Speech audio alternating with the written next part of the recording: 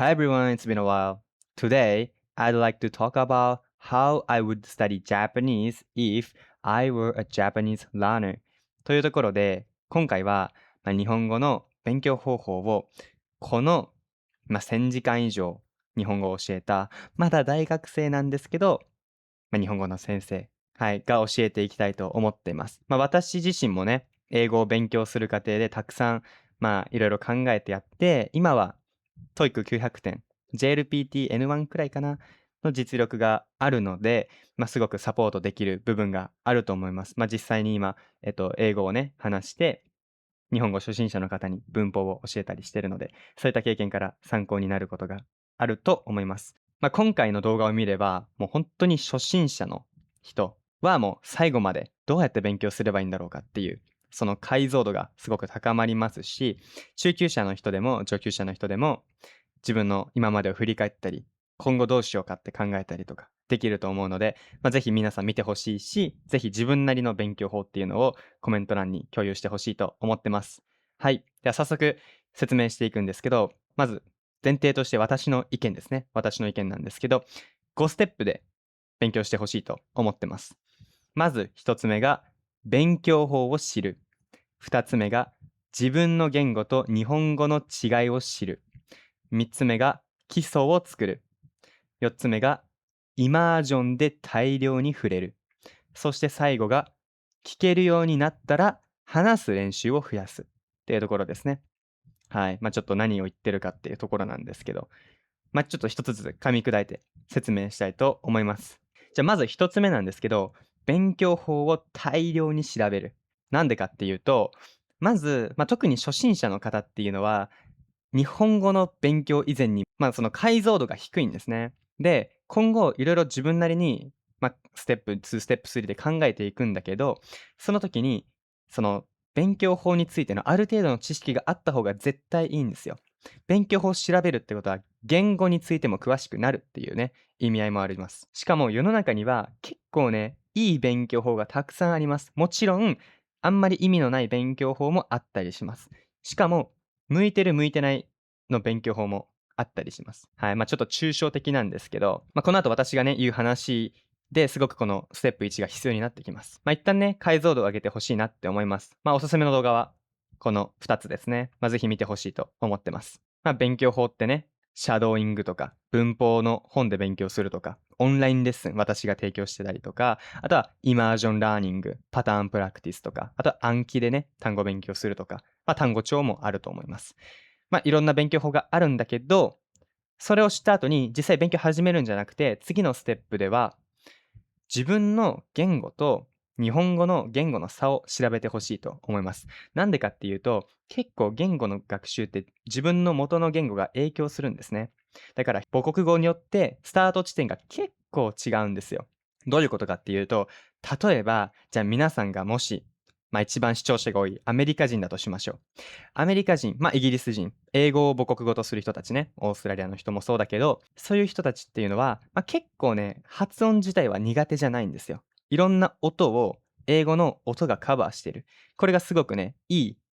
部分、メリットではあると思います。だからね、よく生徒の方も、発音は簡単って言ってるんですけど、ただ、文法が本当に根本的に違うんですね。あとは、長母音っていうような日本語の独特の発音とか、あとはもともと英語なんだけど、英語から来たカタカナ語、そういった単語の発音っていうのはすごく難しいっていうのがあります。そういうのを頭に入れておくだけで勉強の仕方、工夫することができるんですね。だからこの最初の時点で、ステップ2の時点で調べてほしいなって思います。で、この時点で、さっきステップ1で勉強法を調べてたからこそ、こういうのをすごく考えやすいし、調べた時に理解しやすいし、自分はこういう勉強法をした方がいいのかもしれないっていうのがわかると思います。はい。ぜひね、これを最初の方にやってほしいと思ってます。もし他にも、例えば皆さんが韓国人だったら、私もね、韓国語勉強したことがありますし、韓国人の生徒もいるんだけど、韓国語は日本語と文法が本当に似てる。例えば、がっていう助詞は韓国語でもがです。例外もあるんだけど、同じ発音とかもあるし、運動が韓国語では運動、運動。ちょっと発音忘れたけど、発音がすごく似てる。っていうのがあったりします。まあ、中国語だったらね、漢字が似てたりっていうのもあると思うし。なんだけど、難しい点としては、つっていう発音が難しいんですね。つ。で、やっぱ自分が発音できないものっていうのはなかなかね、聞き取るのが難しいんですよ。まあ日本人からすると、英語の R と L とか、そういうのがすごく聞き分けれなかったりするし、まあ最後のね、子音だけとか、例えば time、M で終わってるけど、日本人はどうしてもね、ひらがなが、その最後母音入っちゃうから、タイムって言っちゃうみたいな感じ。で、タイムって言ったら、タイって何タイって、みたいな感じで M が聞こえなかったりするんですよ。そんな感じでまず言語との差を調べて、自分が何に取り組めばいいのかっていうのをイメージしてほしいなって思います。結構ここがね、大事かなって思います。まあ、特に発音は最初の時点でやってほしいなって思います。なんでかっていうと、結構研究で言われてるのが、まあ、年を取ると、その自分のね、母国語の音は結構はっきり識別できるんだけど、まあ、日本人の方だったら R と L が識別できないように、今まで聞いたことない音とかっていうのの違いがわかんないんですね。なんか新しい音を聞いても自分の言語の音で噛み砕こうとするんですよ。だから例えば、ストライクって聞いたら、ストライクって日本人が言っちゃう感じ、母音を挿入しちゃう。なんでかって言ったら、日本語は毎回母音を入れる言語だから。まあ、こんな感じでちょっと説明が長くなったんだけど、発音を最初のうちにうまく勉強しておくと、今後のリスニングの時にすごくね、意味が、あります。この後にイマージョンラーニングっていうのを後でやってもらうんだけど、イマージョンラーニングっていうのはめっちゃ効くんですよ。大量にリスニングするからこそ、いい土台の耳を作っておく。音を判別できる耳を作っておくっていうのが、すごくこの最初の時点で大事かなって思ってます。This is a quick head. Don't have anyone to practice Japanese with? We've got the perfect lessons for you. From beginner textbook lessons to real speaking practice. We create a custom lesson that fits your level. What kind of lesson would you like? Tell us in your trial lesson. Book from the description.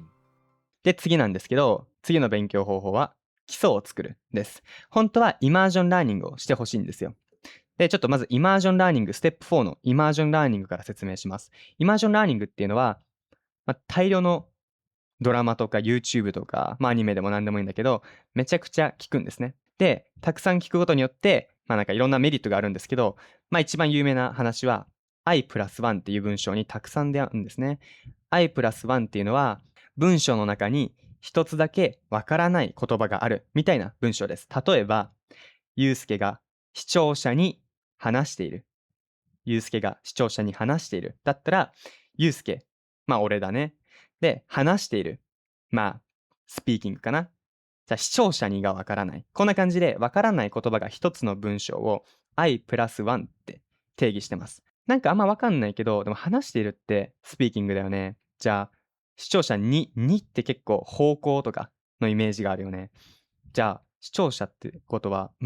subscriber、viewer、他には何があるかな？オーディエンス。わかんないけど。なんか、そこら辺かなみたいな感じで、文脈から予測することができるんですよ。これが、結構本来の言語の、獲得の仕方なんですね。皆さんの母国語もこんな感じで結構単語を推測して理解していってるっていう部分があるんだけど、これを大人になってもやりましょうって感じなんですよ。だから、イマージョンラーニングは赤ちゃんが学ぶように大人も学びましょうって感じなんだけど、個人的にね、ここは私の意見です。イマージョンラーニングをする前にある程度の基礎を作った方がいいと私は思うんです。なんでかっていうと、この I プラス1っていうのは、言い換えれば、このわからない単語以外の部分を理解しておく必要があるんですよ。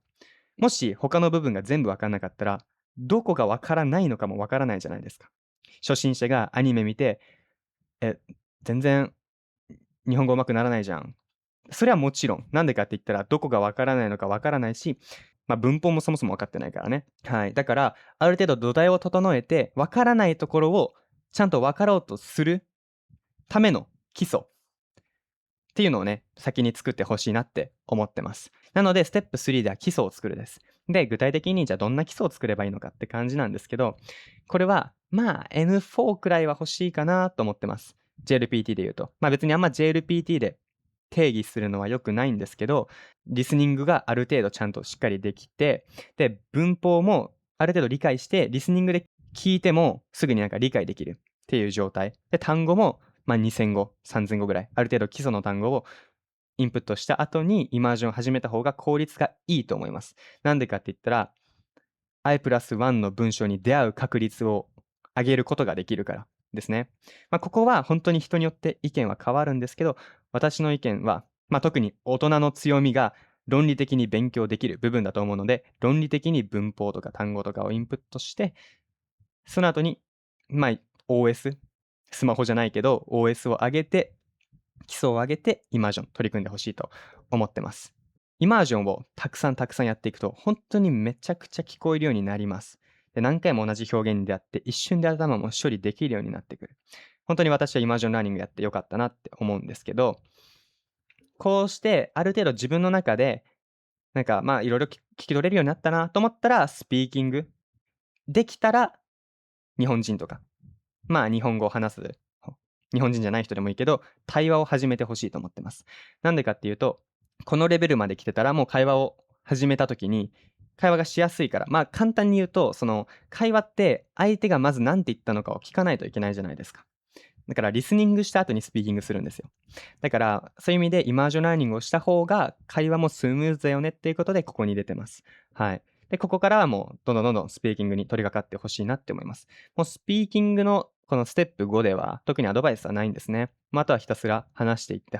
アウトプットをしていくことが大事なんですけど、ただ正直に言うと、このステップ5にスピーキングは入れてるんだけど、もう日本語を始め最初の段階から人とは話さなくていいけど、文章を作る練習はたくさんしてほしいと思います。結構ね、これ不思議なことで、もういろんな言語を話せる人、日本語でもいいし何でもいいけど、第二言語得意になった人って圧倒的にアウトプットの量が多いんですね。例えば有名な、忘れたけど十何カ国語か話せるカズ・ラングエッジさんっていう日本人がいるんですけど、あの人はもう日頃外歩いてたりしたら、そこであれは何だろうって説明してるんですよ。言語を使って、ロシア語ではこれで、スペイン語ではこれでとか、そんな感じでやってて。で、私も実際に道歩きながら、友達の話を聞きながら、あれって英語でなんて言うっけみたいな感じで翻訳したりとか、そう。で、実際に私の生徒の方で日本語が上手になった方も、日常で皿洗いしてる時にアウトプットするようにしてましたとか。そういう人が多いんですね。で、やっぱり言語って使うための道具なので、自分の中に使いたい、話したい、自分が思ってることを伝えたいっていう気持ちっていうのが最初からないといけないです。じゃないと、本当に勉強の質も変わっちゃうので。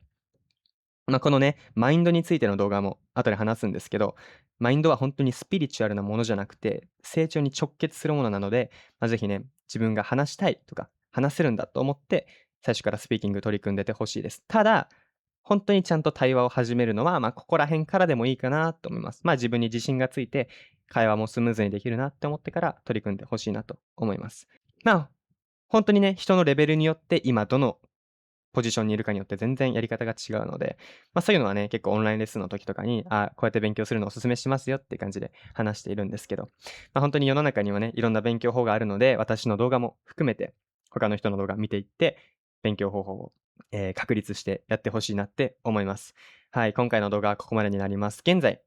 オンラインレッスンの方提供してますし、今後グループレッスンの方ちょっと考えていて、今ウェブサイトで募集しているので、もし興味がある方はレッスンの予約の方をお願いします。久しぶりの動画、ここまで見てくれてありがとうございました。また次回の動画でお会いしましょう。じゃあね。